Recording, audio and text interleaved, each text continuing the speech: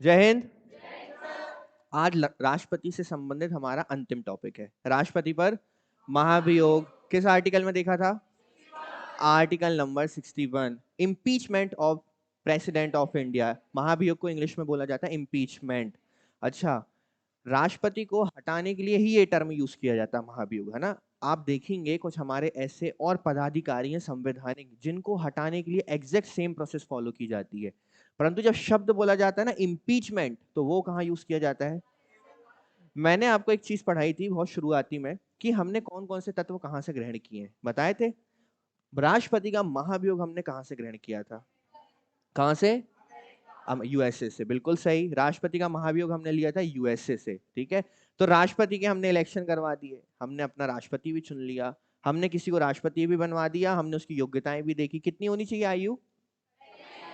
35 वर्ष। फिर हमने देखा उसका कार्यकाल कितना होता है, कितना? 5 वर्ष। ये भी हमने देखा कि योग्यताएं क्या क्या होनी चाहिए, और ये देखा हमने कि उसके पास कितनी ज्यादा पावर्स भी हैं हर तरीके की, है ना। पर हमने हर जगह देखा कि कुछ पावर्स ऐसी थी जिसका वो स्वविवेक से उपयोग नहीं कर सकता। वो उसे बाध्यकारी कौन है? मंत्रिपरिषद की सलाह उस पर बाध्यकारी है, या तो लिखित या मौखिक किसी भी प्रकार की सलाह। हमने ये भी देखा कि समय समय पर राष्ट्रपति सुप्रीम कोर्ट से चाहे तो सजेशंस भी, ये सलाह मशवरा कर सकते हैं। तो ये सारी पावर्स हमने राष्ट्रपति की देखी थी। अब जब राष्ट्रपति का टर्म हो चुका है तो अब समय है राष्ट्रपति के विदाई का। अब विदाई राष्ट्रपति की बहुत अच्छी होती है 5 साल का टर्म समाप्त होने के बाद, परंतु हम उस बीच में ही उस टर्म को समाप्त करने वाले हैं। हालांकि मैं आपको एक चीज बता दूं, आज तक भारत में किसी भी राष्ट्रपति को महाभियोग के द्वारा हटाया नहीं गया है, क्योंकि इसके पीछे बहुत सारे कारण है। ये प्रोसेस ही इतनी लंबी है कि नहीं हटा सकते, या आज तक हटाया ही नहीं गया, ठीक है। तो इम्पीचमेंट के द्वारा आज तक किसी भी राष्ट्रपति को हटाया नहीं गया है। तो इम्पीचमेंट समझते हैं, पहले हम थोड़ा सा इसका परिचय देख लेते हैं। आर्टिकल क्लियर है? आर्टिकल बस याद रखिएगा, आर्टिकल नंबर 61 राष्ट्रपति के खिलाफ महाभियोग का प्रावधान करता है। भारतीय संविधान में यह प्रक्रिया कहां से ली गई है? यूएसए से ली गई है। आर्टिकल 61 के अनुसार राष्ट्रपति पर उसके कार्यकाल की समाप्ति से पहले, क्योंकि कार्यकाल समाप्त होगा तो स्वतः ही हट जाएगा, परंतु यदि कार्यकाल की समाप्ति से पहले हटाया जाना है तो उस पर क्या चलाया जाएगा? महाभियोग, इम्पीचमेंट, और उसे पद से क्या कर दिया जाएगा? हटा दिया जाएगा। इसका मतलब है कि राष्ट्रपति को उनके कार्यकाल की समाप्ति से पहले ही उनके पद से हटाया जा सकता है, और यह उन मामलों में किया जा सकता है जहां वे अब आप एक चीज समझना, इस पॉइंट को बहुत अच्छे से ध्यान रखना, संविधान का क्या? जब ये सवाल पूछा गया, या ये सवाल जब पूछा जाता है कि राष्ट्रपति को आप महाभियोग से हटा सकते हैं, चलिए हमने इस चीज को मान लिया, पर क्यों हटाओगे आप राष्ट्रपति को? राष्ट्रपति ने ऐसा क्या कृत्य किया कि आप हटा दिया? आपने हटा दिया, तो उसकी केवल एक ही वजह हो सकती है। हमारे पूरे कॉन्स्टिट्यूशन में केवल एक ही बात बोली गई है राष्ट्रपति को हटाने के लिए, कोई दूसरी बात नहीं, वो है केवल संवैधानिक कदाचार, संविधान का उल्लंघन। और उसको भी बहुत स्पष्ट रूप से कहीं भी समझाया नहीं गया है कि ऐसी कौन सी कंडीशंस होंगी जिस पर वाकई में राष्ट्रपति पर महाभियोग चलाया जाना चाहिए। तो ऐसा कहीं पर स्पष्ट रूप से लिखा नहीं है, परंतु संवैधानिक कदाचार के बहुत अर्थ निकलते हैं जो हम समझेंगे। इसके बाद राष्ट्रपति को उनके पद से हटाने के लिए बस एक ही प्रक्रिया है, और वो प्रक्रिया क्या कहलाती है? महाभियोग। लेकिन इस प्रक्रिया की मदद से उन्हें केवल तभी हटाया जा सकता है जब उनके द्वारा देश के संविधान का क्या किया गया हो? उल्लंघन किया गया हो। राष्ट्रपति को पद से हटाने का अधिकार केवल और केवल किसका है? संसद का है। राष्ट्रपति को केवल कौन हटा सकता है? यदि आपने सुना कि राष्ट्रपति को उपराष्ट्रपति हटा सकते हैं, तो नहीं। हमने सुना राष्ट्रपति को क्या सीजीआई हटा सकते हैं? नहीं। क्या राष्ट्रपति को मंत्रिमंडल या प्रधानमंत्री हटा सकते हैं? नहीं। राष्ट्रपति को केवल और केवल कौन हटा सकता है? संसद। और संसद से तात्पर्य हमारा किससे है? लोकसभा और राज्यसभा से है, ठीक है। इसके बाद हमने अभी संवैधानिक कदाचार देखा या संविधान उल्लंघन, तो उसके कुछ की पॉइंट्स हैं कि क्या क्या चीजें हैं जो संवैधानिक उल्लंघन के अंतर्गत आएंगी। संविधान का उल्लंघन, संविधान का उल्लंघन करने पर राष्ट्रपति पर महाभियोग चलाया जाता है। यह बहुत व्यापक आधार है जिसे परिभाषित तो नहीं किया गया है, पर हम निम्न पॉइंट्स पर उसको समझ सकते हैं। पहला, बिल्कुल, देशद्रोह, कोई ऐसा कृत्य जो देश के विरुद्ध हो। रिश्वतखोरी, हमारा संविधान इन चीजों की अलाउंस देता है, बोलता है कि ये चीजें कीजिए। भ्रष्टाचार, सत्ता का दुरुपयोग, दुराचार। अच्छा, अब एक चीज है, कहीं भी संविधान में ऐसा नहीं लिखा कि भ्रष्टाचार की एक्चुअल में क्या परिभाषा है ना, कि एक्चुअल में सत्ता का दुरुपयोग होता क्या है। वो कुछ भी हो सकता है, समय समय पर हम उस पर जांच बैठा सकते हैं। कर्तव्य की और मौलिक अधिकारों का हनन, इन चीजों का जब उपयोग किया जाएगा किसके द्वारा? हमारे प्रेसिडेंट जी के द्वारा, तो उन पर चलाया जाएगा इम्पीचमेंट और उन्हें इसके द्वारा हटा दिया जाएगा। ठीक है, इन चीजों के आधार पर ही इम्पीचमेंट चलाया जा सकता है, वरना नहीं। किसी भी आधार पर इम्पीचमेंट नहीं चलाया जाएगा। केवल एक लौता आधार है संविधान का उल्लंघन, जिसके अंतर्गत ये सारे बिंदु आते हैं। अब इन सबसे पहले मैं आपको एक चीज बता दूं, प्रक्रिया बताने से पहले थोड़ा पीछे चलते हैं। मुझे ये बताइए, राष्ट्रपति का निर्वाचक मंडल, आराम से जवाब देना, कोई जल्दबाजी नहीं। राष्ट्रपति के निर्वाचक मंडल में कौन कौन होता है? निर्वाचक मंडल से तात्पर्य क्या है? वो मेंबर्स या वो सदस्य जो उसके इलेक्शन में पार्टिसिपेट करते हैं। चलिए, कौन कौन? लोकसभा व राज्यसभा के निर्वाचित सदस्य।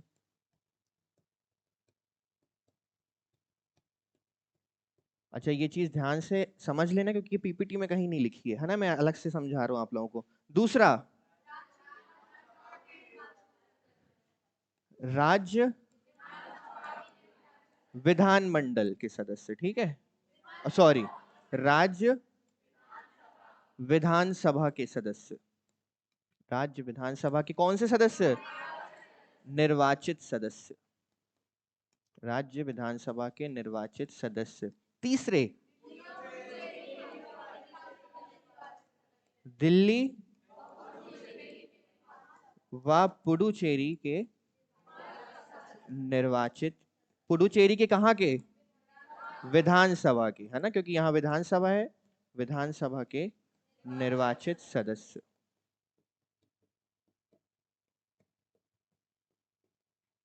ये कौन है आपके? ये है आपका निर्वाचक मंडल, जो वोटिंग करते हैं राष्ट्रपति को चुनने के लिए। चुनने के लिए, राष्ट्रपति को चुनने के लिए यही वोटिंग करते हैं। अब इनकी वोटिंग वैल्यू अलग अलग होती है, वो चीजें हम समझ चुके हैं, पर वोटिंग कौन कौन करते हैं हमें ये पता है। एक चीज याद रखिएगा, राष्ट्रपति को हटाने के लिए ये मेंबर्स एग्जैक्ट नहीं होते। जो मेंबर वोटिंग कर रहे हैं, जरूरी नहीं कि वही राष्ट्रपति को हटाने की प्रक्रिया में भी शामिल हो। अब ध्यान से समझना, तो कौन शामिल होता है? दिल्ली व पुडुचेरी के विधानसभा के सदस्य राष्ट्रपति के इम्पीचमेंट में या महाभियोग में शामिल नहीं होते। समझ गए? अब वो चाहे निर्वाचित हो चाहे मनोनीत हो, दिल्ली और पुडुचेरी विधानसभा के सदस्य राष्ट्रपति के महाभियोग में शामिल नहीं होंगे। राज्य विधानसभा के निर्वाचित सदस्य, सभी राज्यों की बात हो रही है, 28 के 28 राज्यों के विधानसभा के निर्वाचित सदस्य भी इसमें शामिल नहीं होते हैं। राष्ट्रपति को चुनने में शामिल होंगे, परंतु जब राष्ट्रपति को हटाने की प्रक्रिया होगी तो उसमें शामिल नहीं होंगे। हम अपने उसी बिंदु के करीब जा रहे हैं जब हमने अभी देखा था कि राष्ट्रपति को हटाने का अधिकार केवल और केवल सदन के पास है, संसद के पास है। तीसरा, लोकसभा व राज्यसभा के निर्वाचित सदस्य, क्या ये शामिल होते हैं? पर एक और चीज, यहां पर लोकसभा व राज्यसभा के निर्वाचित सदस्यों के साथ साथ मनोनीत सदस्य, मनोनीत सदस्य भी शामिल होते हैं राष्ट्रपति को हटाने के लिए। क्लियर है? समझ में आया? तो अब बताइए, अब हम चलाएंगे राष्ट्रपति पर महाभियोग।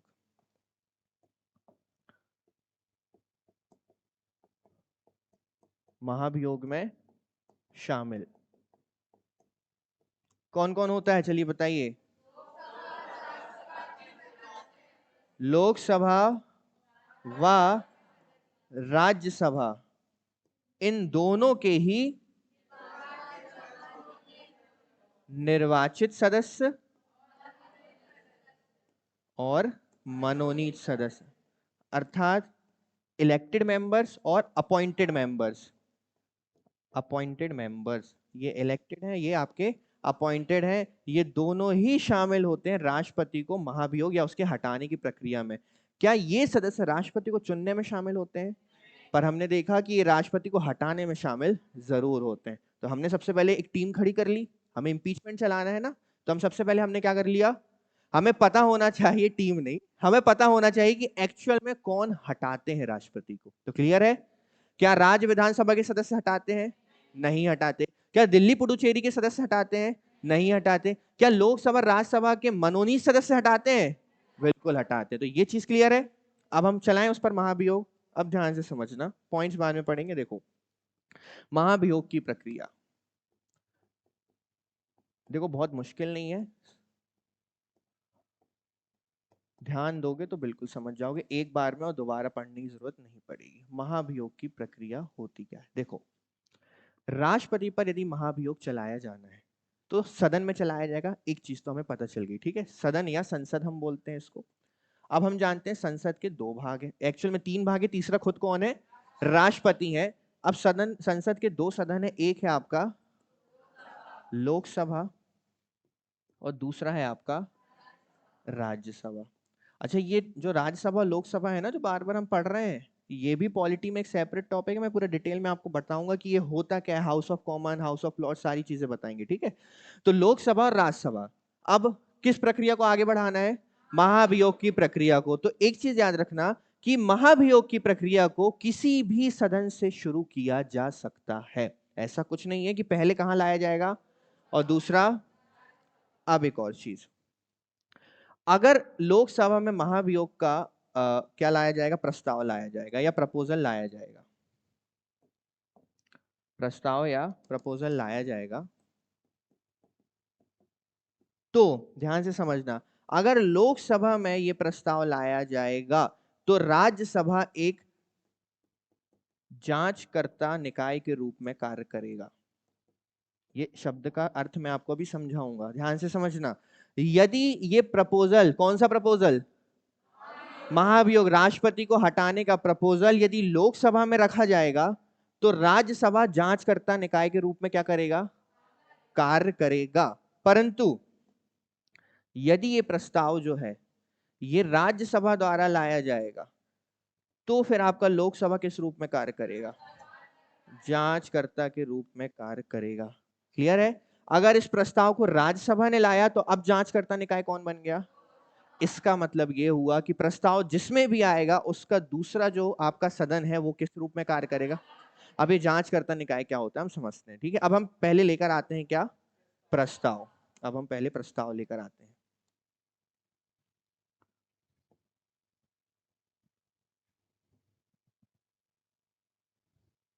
चलिए, अब आता है प्रस्ताव।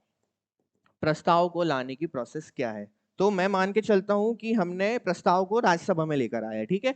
मैं जो भी प्रस्ताव की प्रोसेस बताऊंगा वो दोनों में एग्जैक्ट सेम चलेंगी। अगर लोकसभा में आता तो भी यही फॉलो होता, राज्यसभा में आता तो भी यही फॉलो होता। अब अगर मान के चलो ये राज्यसभा में आया है तो राज्यसभा के 1/4, जिसे हम बोलते हैं एक चौथाई सदस्य, 1/4 सदस्यों द्वारा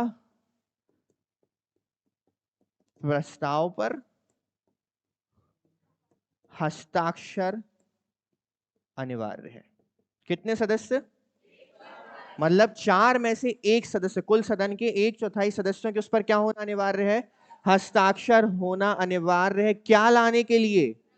केवल प्रस्ताव लाने के लिए। अभी केवल प्रस्ताव को लाने के लिए। अब ये प्रस्ताव पे यदि एक मान के चलिए प्रस्ताव बन गया, हमने उस पर लिखा कि हम इम्पीचमेंट लाना चाहते हैं, तो कितने लोगों के हस्ताक्षर चाहिए? 1/4 लोगों के हस्ताक्षर चाहिए। तो हस्ताक्षर हो गए। अब सदन में भेज दिया जाए? नहीं, अब सदन में नहीं जाएगा। ये कहां जाएगा? महाभियोग की प्रक्रिया जब राष्ट्रपति पर चलाई जाती है तो पहले किसे बताया जाता है? राष्ट्रपति को बताया जाता है। कितने दिन पहले? 14 दिन पहले, कि हम आपके ऊपर कौन सी प्रक्रिया चलाने वाले हैं?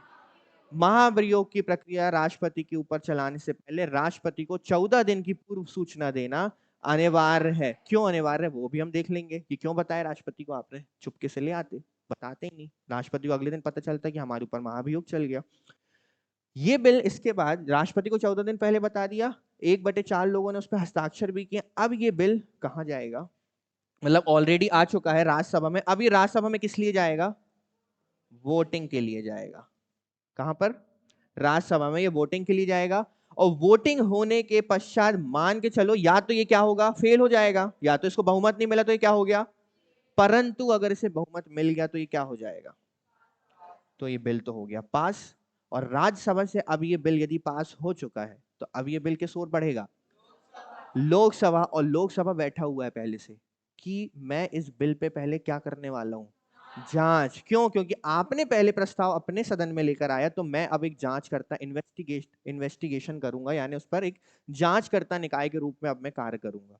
अब एक चीज समझिएगा, जब ये पास होके लोकसभा के पास पहुंचेगा तो लोकसभा एक जांचकर्ता निकाय के रूप में कार्य करेगा, और यहीं पर राष्ट्रपति को, क्योंकि राष्ट्रपति को समय कितना मिला था, तो यहीं पर राष्ट्रपति को अपनी सफाई देने का मौका मिलेगा, वह अपने वकील को प्रस्तुत करने का मौका मिलेगा।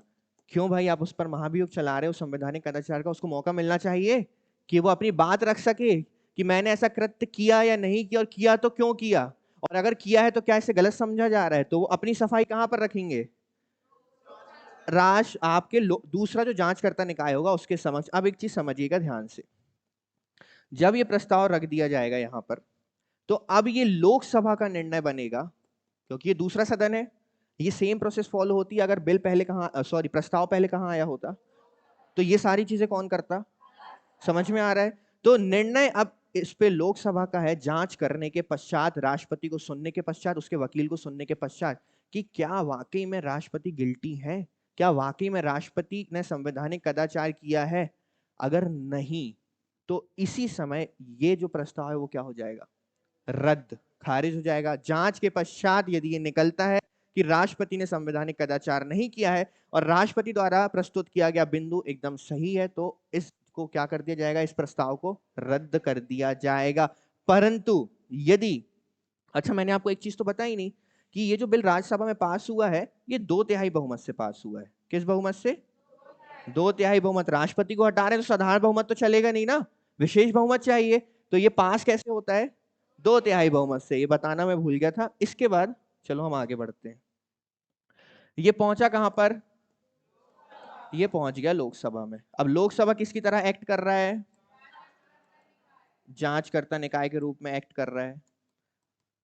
अब यहां पर राष्ट्रपति को मौका दिया जाएगा क्या? अपनी सफाई देने का, सफाई देने का मौका मिलेगा।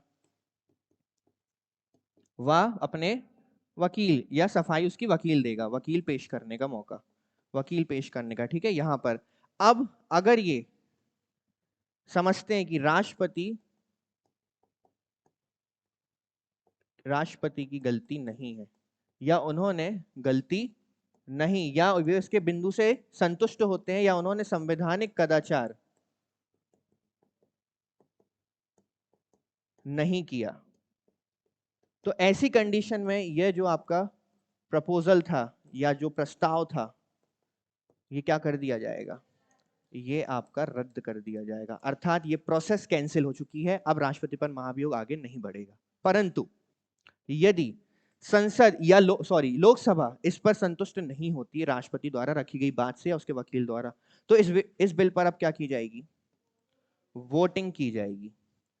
मतलब लोकसभा ने इस प्रपोजल को अब एक्सेप्ट कर लिया है। अब वोटिंग होगी। वोटिंग का प्रकार क्या होगा?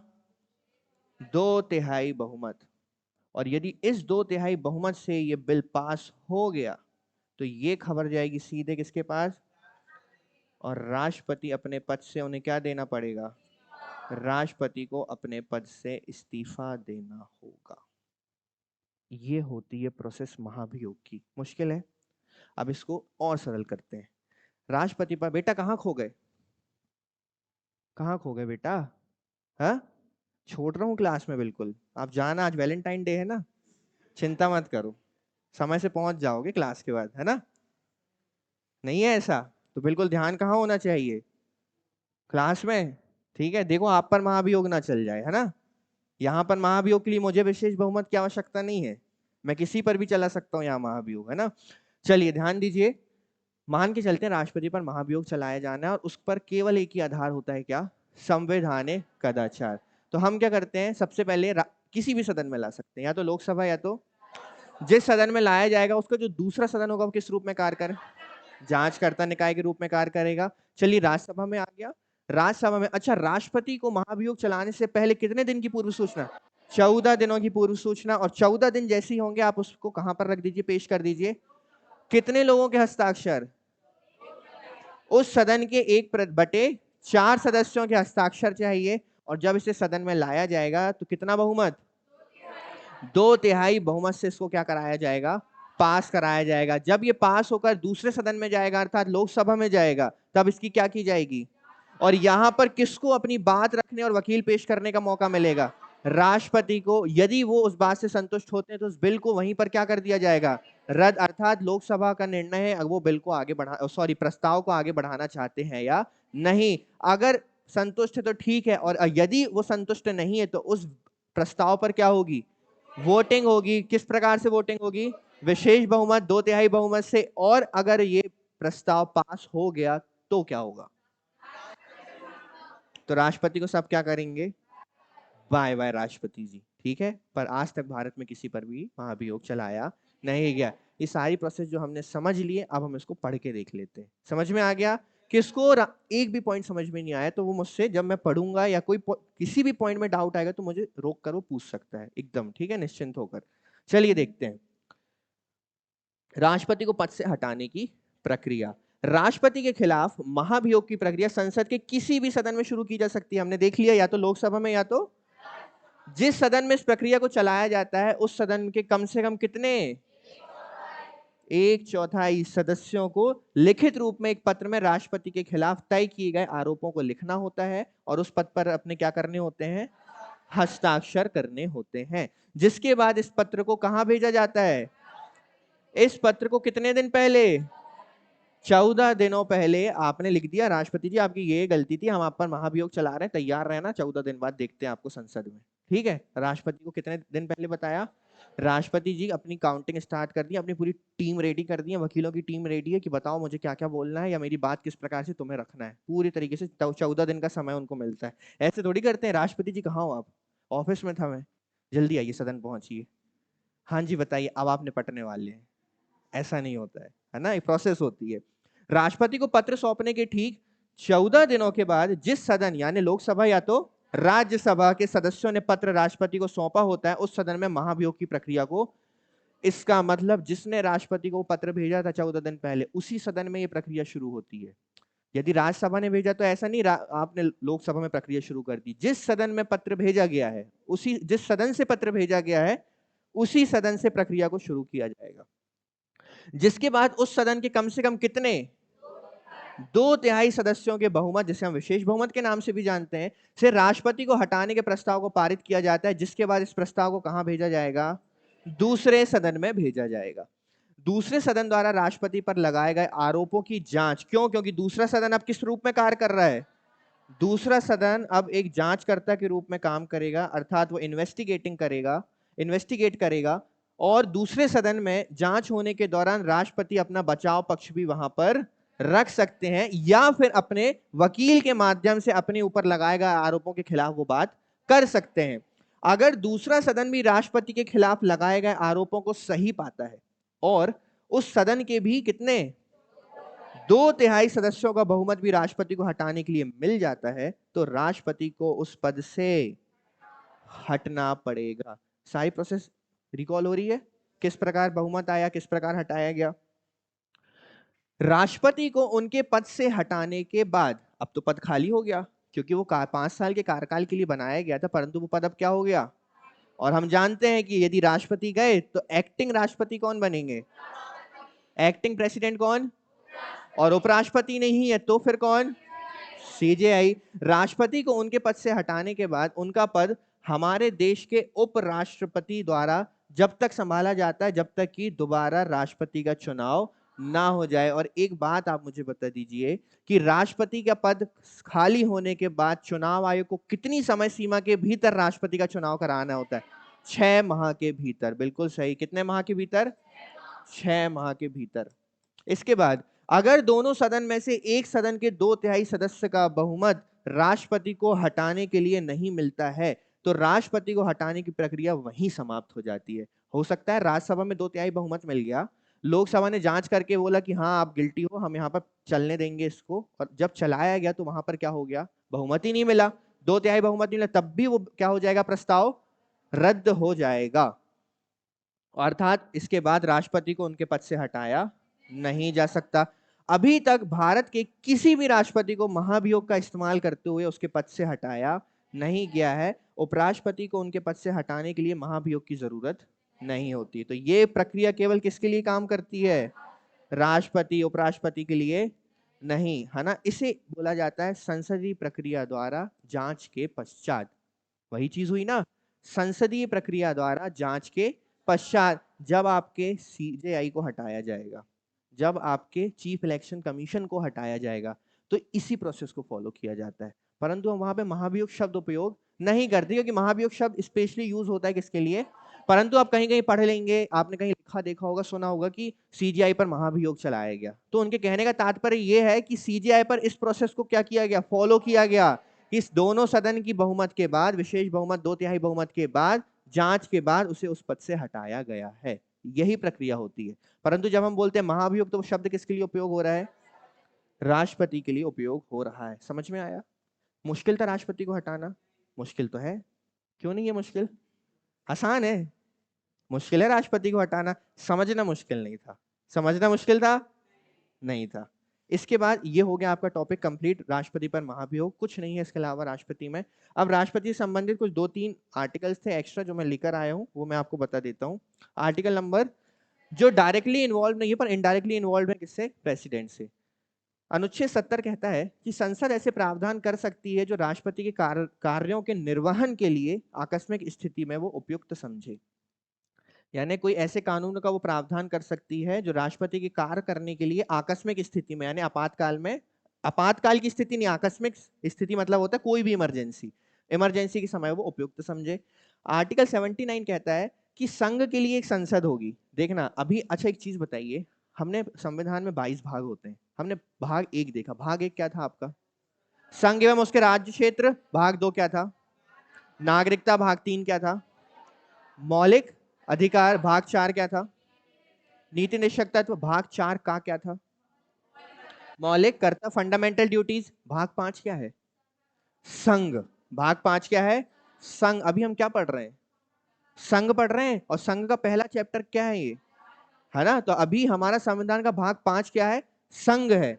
देखिए इसमें कहा गया है कि संघ के लिए एक संसद होगी। क्या होगी? और हम जानते हैं कि ये जो संघ के लिए संसद होगी, ये 3 चीजों से मिलकर बनेगी, जिसमें राष्ट्रपति और 2 सदन होंगे, अर्थात लोकसभा और राज्यसभा। आर्टिकल 87, भारतीय संविधान का अनुच्छेद 87 राष्ट्रपति द्वारा संसद के दोनों सदनों को संबोधित करने का प्रावधान करता है, जिसे कहा जाता है राष्ट्रपति।